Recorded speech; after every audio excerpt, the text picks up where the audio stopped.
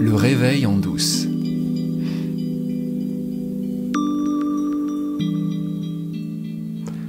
Maman de 4 enfants et psychopraticienne, Marion partage et accompagne avec beaucoup de joie tous ceux qui le souhaitent. Par son ressenti subtil et son aisance à mettre en mots l'indicible, elle a le don de révéler notre nature profonde autour d'elle. C'est sur la 4e de couverture de ce livre signé Marion Renaud, La grâce de l'évidence, nous sommes déjà ce que nous cherchons. Ça me rappelle You are the happiness you seek, le titre d'un livre de Rupert Spira, qui, comme Marion, partage autour de la non-dualité. Je suis allé rencontrer Gérard et Marion en juillet dernier, ça commence à dater, et ça fait plusieurs mois que j'essaye de trouver la place, le temps, de te partager. Je sais, c'est pas français, on dit partager avec toi. Pardon ? De partager avec toi cet entretien formidable que j'ai eu avec Marion, à la suite de celui que j'ai eu avec Gérard. Parce que Marion, comme moi aujourd'hui, avec Karina, partage avec son compagnon, Gérard Perrin.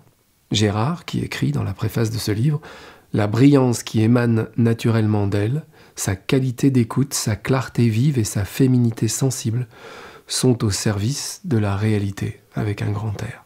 Donc aujourd'hui, je te propose cette première partie de mon entretien avec Marion Renaud.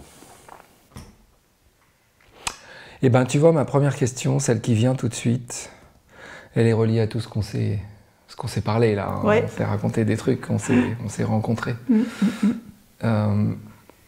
Qu'est-ce que ça fait de partager à deux?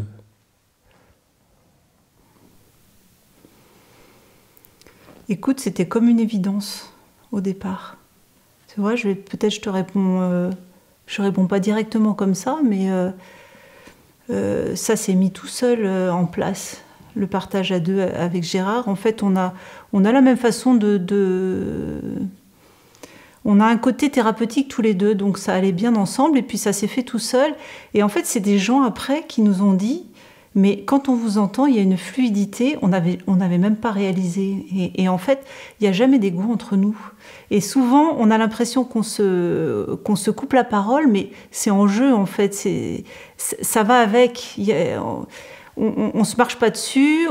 Parfois, on a des angles de vue différents, c'est-à-dire qu'on aborde ce que nous sommes de façon différente, mais c'est complémentaire tout le temps, tout le temps. Mais il a fallu qu'il y ait des gens qui nous le disent pour qu'on s'en rende compte, tu vois. Et c'est chouette.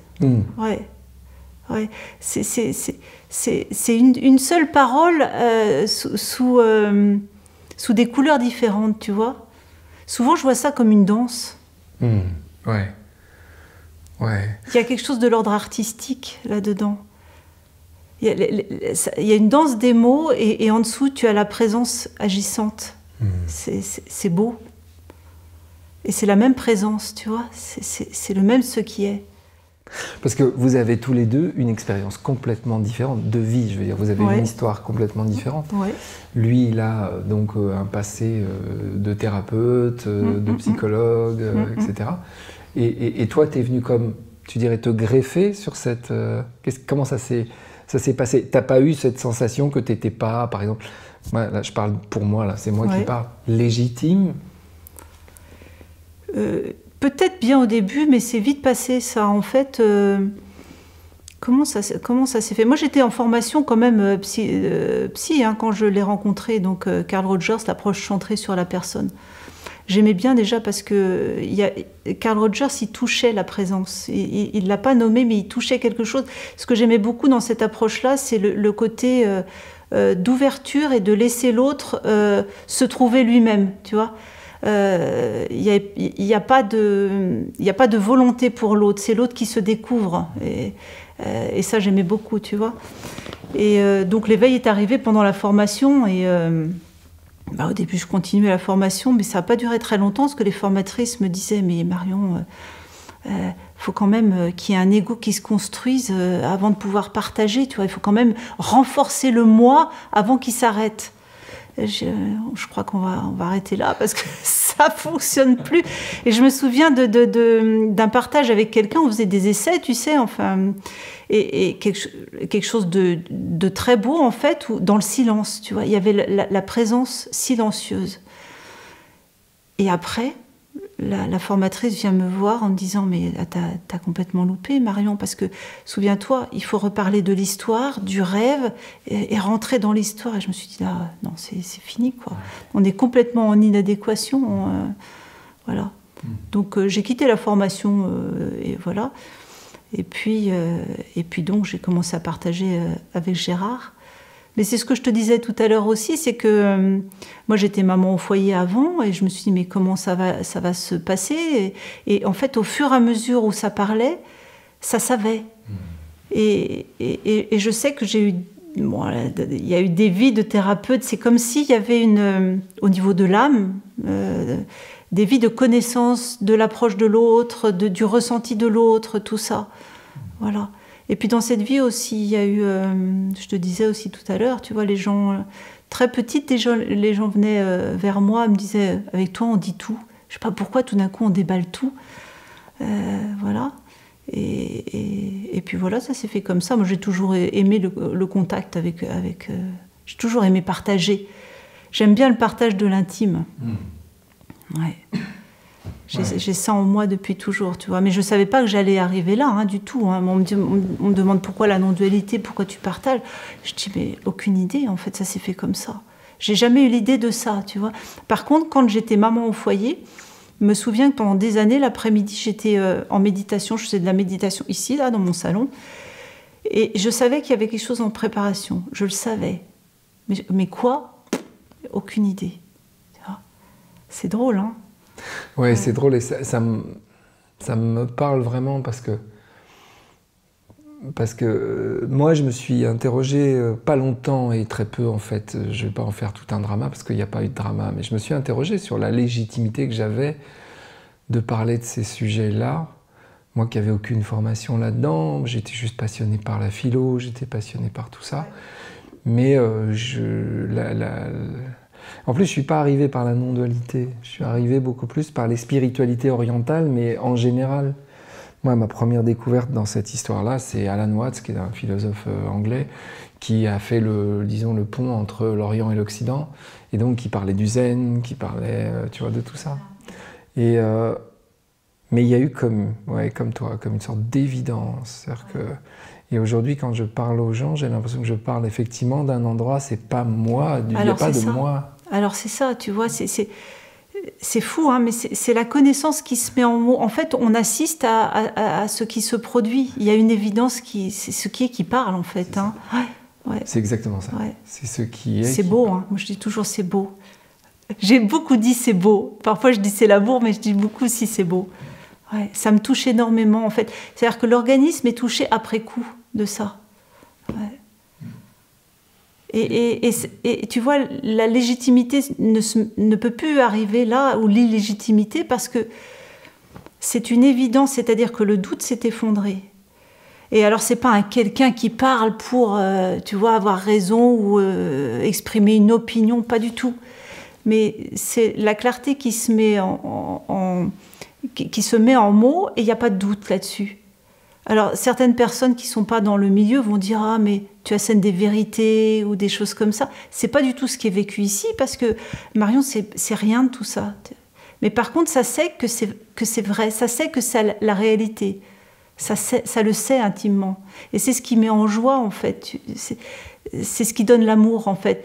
En fait, tu me demandais tout à l'heure pourquoi je partage. Parce que c'est l'amour qui se manifeste. Ouais. C'est vrai que parfois, c'est pas entendu. C'est-à-dire qu'il y a des gens qui... Oui, il y a même des gens que ça active. Quand on leur dit ça, ça les active. Ouais. Qu'est-ce que c'est que ce truc ? Mais c'est beau aussi, tu vois, parce que ça, c'est vraiment quelque chose... Il n'y a jamais d'erreur. Et quand la personne en face est activée, mais tu sais, je l'ai vécu, ça aussi, c'est parce qu'en fait, elle entend derrière. Mais aujourd'hui, c'est trop chaud pour elle. Donc forcément, y a le mental qui va se mettre en route, et c'est parfait. C'est OK que le mental se mette en route. C'est OK qu'il y ait de la résistance. Qui est-ce qui n'a pas résisté, quoi, je veux dire, tu vois. Ah bah oui. Tout est OK, en fait. Tu sais, on ne sait pas quand l'évidence arrive chez quelqu'un. On ne le sait jamais. C'est pour ça qu'on dit on n'éveille pas les gens. C'est juste, il y a la clarté qui se manifeste dans l'instant, là, et ce qui est fait ce qu'il veut. C'est-à-dire que ça se libère là où ça doit, à l'instant. Où ça doit, mais pas comme Marion veut, jamais, jamais, jamais. Ouais. Ouais. Et moi, je suis frappé par deux choses quand j'écoute ce que vous partagez. La première chose, c'est relié à ce qu'on vient de se dire, c'est-à-dire que je suis très très frappé par la manière dont vous vous êtes accordé, dont vous semblez être accordé, encore une fois. C'est parce que, et c'est ça qui me fait penser qu'effectivement ça vient d'un au-delà de vous. C'est cet au-delà de vous qui parle simplement qu'à deux voix, mais qui parce que, enfin j'ai eu rarement l'occasion, peut-être c'est parce que vous ne les publiez pas, mais j'ai jamais vu un satsang où il était très clair que vous n'étiez pas d'accord, par exemple, tu vois. Ou, c'est même sans rapport, en fait, ça ne peut pas apparaître. Ça ne peut pas apparaître, exactement. Et en particulier dans la dernière vidéo que vous avez publiée là, enfin que Gérard a mis sur ce qui est, c'est particulièrement flagrant, vous jouez une partie de tennis. Mais à trois. Alors on peut jouer aussi tous les deux, tu vois, mais il faut savoir qu'on n'a jamais rien préparé en fait. Y a juste l'évidence qui se manifeste. On n'en parle jamais avant de rien en fait. Et vous débriefez pas après? Non. Non. Jamais il vient te voir ou toi tu vas le voir en disant là ce que tu as dit c'était nul. Si, comme je te disais, non, pas nul, mais peut-être. En fait, ce que je te partageais tout à l'heure, c'est-à-dire que ici, j'ai une capacité à voir comment la personne ressent les choses. Et je vois quand elle n'entend pas la façon dont on l'envoie. Et moi, j'ai toujours à cœur de remettre les mots dans le bon sens. Je vais dire, mais comment tu l'as reçu? Parce que peut-être c'est pas la même façon dont on te l'envoie. Tu vois? Donc parfois Gérard le voit pas ça lui et je lui dis mais regarde là elle l'a entendu comme ça et à la fois si elle entend comme ça c'est que ça doit être aussi entendu comme ça. Chaque chose qui est dite est une invitation au regard, est une invitation à l'éveil tout le temps pour tout le monde c'est comme ça. Donc il n'y a jamais d'erreur même dans la façon dont on le reçoit, c'est-à-dire que même si c'est pas reçu de façon claire, c'est parce qu'à ce moment-là la clarté s'appelle à elle-même, en fait, tu vois. Donc, le jeu est parfait tout le temps, on pourrait dire. Ouais. Et moi, j'aime beaucoup que, du coup, il y ait deux sensibilités qui soient là devant nous et qui s'expriment et qui se complètent. Et effectivement... C'est ce qu'on nous dit. C'est ça. Et il y a un peu de ça aussi parfois dans les partages de Pierre et Gérald, tu vois. Le fait qu'ils soient deux, il y a deux sensibilités différentes. Souvent, ils surenchérissent l'un sur l'autre, mais il y a... Du coup, ça parle potentiellement à plus de gens, parce qu'il y a deux sensibilités différentes. C'est ça. C'est aussi pour ça que moi, quand je fais des retraites, par exemple, je fais toujours à deux. Parce que c'est chouette pour ça. J'aime bien donner une autre couleur et puis avoir la possibilité aussi d'une interaction entre nous. Oui, puis si ça ne parle pas, le premier rang ne parle pas, le deuxième peut parler, ça se complète. Et puis il y a l'énergie aussi yin et yang, tu vois, le féminin, le masculin aussi, tu vois. C'est sûr. Et parfois on a besoin du masculin, parfois on a besoin du féminin, parfois ça se mélange, enfin, c'est beau pour ça, tu vois. Ouais. J'ai posé la question à Gérard et je vais te la poser aussi. Où est-ce que tu identifies l'éveil dans ton histoire, dans ton Moi, parcours? c'est facile. Le premier réveil, c'est avec Gérard, un après-midi de novembre 2013. Mais tu es dans la salle, donc tu es déjà attirée... Ah, tu veux dire, quand est-ce que... très peu de temps avant, moi, tu sais, j'ai pas de parcours non-duel. Moi, j'étais catholique pratiquante. Voilà. Un peu comme Gérard d'ailleurs, moi le côté église, ça m'a vite quitté, mais pourtant j'étais à la messe jusqu'à l'âge de 35 ans, tu vois. Mais je voyais qu'il y avait quelque chose qui collait pas, tu vois. Par contre, le message christique m'a jamais lâché. J'ai jamais bouffé du curé comme certains disent. C'est toujours resté dans mon cœur et après l'éveil encore plus, tu vois. Quand j'ai relu les évangiles sous le regard de la non-dualité, oh là, c'était je dis mais comment j'ai fait pour pas le voir.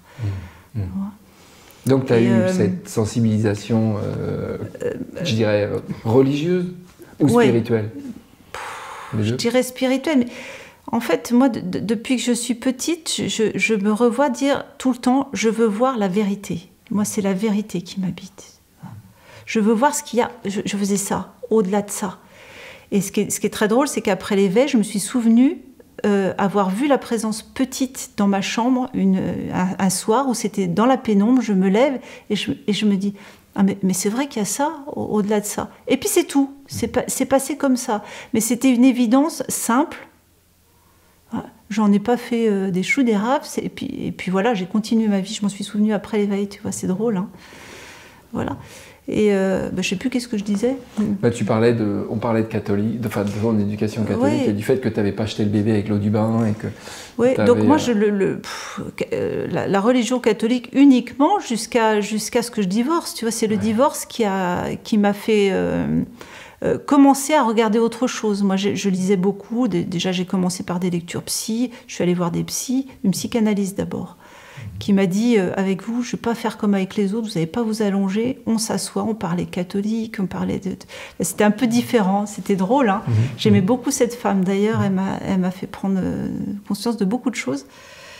Et puis, à nouveau, c'était qu'est-ce qui est vrai. Tu vois, quand j'ai divorcé, en fait, je me suis retrouvée un petit peu sans plus personne. Beaucoup de monde m'ont tourné tourner la porte, enfin, tourner le dos parce que c'est moi qui divorçais. Dans ma famille, on divorce pas. Tu vois. C'était très très mal vécu. On reste avec, tu t'es marié à l'église, tu divorces pas. C'était dur. Hein. Et donc je suis rentrée chez une psy et je lui ai dit, je veux guérir. Déjà rentrer chez une psy, c'était difficile. Hein. Je veux guérir. Donc on a fait un bout de chemin ensemble et puis je commençais à lire des livres psy, d'introspection. Je voulais voir comment ça fonctionnait à l'intérieur. Et ça a commencé comme ça, c'est-à-dire que j'ai commencé à, comme on dit, travailler sur moi. Déjà, j'avais un cerveau qui tournait tout le temps, les pensées, et je voulais mettre ma tête sur la table, tellement ça tournait. Donc je dis à la psy, on va travailler à ça. Et ok, au bout de plusieurs années, je me suis rendu compte que, en fait, ça tournait tout le temps là-dedans. Il y avait mal d'homme, parce que je travaillais là-dessus, mais non, ça continuait à tourner. C'était quoi cette histoire? Et tu sais qu'il y a eu un vrai décrochage. Un jour, ça a dit, mais comme ça continue et que je travaille dessus, c'est pas le mental, c'est pas ce que je suis. Ça a été le début, tu vois, ça a été le germe, ça. Je n'avais toujours pas lu de bouquin non-duel, mais en fait, je suis pas cette tête. Deuxième étape, je vais aller explorer un peu le corps, parce que moi, comme je suis mentale, mais le corps, je connaissais pas trop, tu vois, les sensations, tout ça, c'était assez pas très fort, tu vois, je m'intéressais pas trop aux sensations. J'ai fait du Reiki, du Tai Chi, et puis j'ai commencé à faire des expériences je sais pas si on appelle ça une sortie de corps, mais le corps se met à des milliers, il part à des milliers de kilomètres. Je dis, c'est quoi ce truc, tu vois, le corps qui, tu vois, je me mets à parler aux arbres, les arbres me parlent, ils m'enseignent. Je dis, c'est quoi ce truc, des expériences extrasensorielles assez fortes en fait. Et puis deuxième réalisation, mais alors j'ai rien demandé moi, donc je suis pas non plus le corps, il tourne tout seul, tu vois. Et c'est là où je suis tombée d'abord sur le livre d'Eckhart Tolle, mais surtout Tony Parsons. Alors là, c'était comment Ce qui est. Alors là, ça a été, c'est ça. J'ai lu le bouquin en entier, j'ai rien compris, mais c'était ça. Tu vois, voilà, ça a commencé comme ça. Et puis j'ai vu très peu de monde. Moi, je suis allée voir Betty, qui est venue en Bretagne là. D'ailleurs, après, je lui ai raconté un peu l'histoire, parce que je suis allée la voir une journée, je suis sortie en colère, parce que le mental n'avait pas de son grain à moudre, là, donc je suis sortie sans rien, tu vois, j'étais mal. Et puis, Gérard. Et puis, ça s'est fait avec Gérard, en parlant. Je ne sais plus exactement ce qu'il me disait, mais ça, je me souviens de cette phrase-là. À un moment, il me dit « Tu es la simplicité même ». Et tout d'un coup, Marion s'est effacée. Et cette phrase a été reçue en tant que présence. Tu vois, ça fait... Qu'est-ce qui se passe là? Et plusieurs fois dans la journée. Donc il m'a accompagnée et puis il m'a dit, mais c'est ça, tu vois, tu es présence. Ça a commencé comme ça. Ça, c'était vraiment l'éveil à je suis, cette journée-là. Ça m'a pu quitter. Par contre, ce qu'on appelle la réalisation du soi, ça a été plusieurs mois après. Il y a eu plusieurs réalisations après cette journée-là. Je me souviens, j'ai plein de petites. Ouais. Quelle différence tu fais entre je suis la simplicité même, ce qui est reçu par la présence, et la réalisation du soi. C'est pas ça la réalisation. C'est très clair. En fait, la présence, tu perçois les phénomènes, là, tu vois, le monde phénoménal est en toi. Oui. Hein, c'est vécu comme ça tout le temps.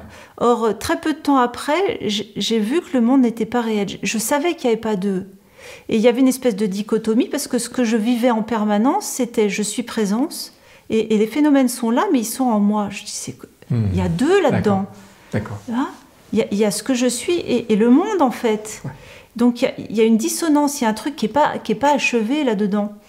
Et je suis allée voir ça en méditation. Je dis toujours, je suis allée voir, c'est quoi le vrai. En méditation, je dis, c'est quoi ce bazar? L'impression de deux, comment ça fonctionne? Qu'est-ce qui me fait croire qu'il y a deux? Et j'accompagne les gens comme ça aujourd'hui. Et l'impression de deux a fondu, en fait, à ce moment-là, complètement. Et il a été réalisé que l'impression monde est en fusion dans la vacuité à ce moment-là. J'ai vu le un, et l'amour est arrivé. J'ai su que ça, c'était l'amour. Tu vois, j'ai pleuré, mais il y a eu presque comme un espèce d'orgasme d'amour à ce moment-là, qui n'a pas duré, mais et ça a dit, c'est ça l'amour inconditionnel. Hein, voilà. Ça a été vraiment la réalisation du soi, ce qu'on appelle la réalisation du soi, quelques mois après. Et puis depuis, moi je dis, ça se complète en fait. C'est-à-dire que la réalisation en tant que réalisation, elle est aboutie. Il n'y a pas d'autre réalisation, elle est complète en fait. Mais il reste des impressions conditionnées dans le corps, parfois, qui doivent se mettre en syntonie avec cette évidence. C'est pour ça qu'on parle souvent de déploiement ou de non-fin après la réalisation. Les gens confondent souvent la réalisation et la fin définitive de la souffrance. Il y a des confusions dans les termes, en fait, parce que nous, les accompagnants, aujourd'hui, quand on parle de réalisation du soi, on parle de ce dont je viens de parler là. Et Ramana Maharshi, quand il parlait de réalisation du soi, il parlait de la fin définitive de la souffrance. Tu vois la différence? C'est-à-dire que il y a un laps de temps entre cette réalisation et la syntonie du corps sur cette réalisation, parce qu'il y a des vasanas qui traînent, c'est tout, tu vois, et qui souvent ressurgissent après de façon plus prononcée, parce qu'il y a moins de filtres. Ouais.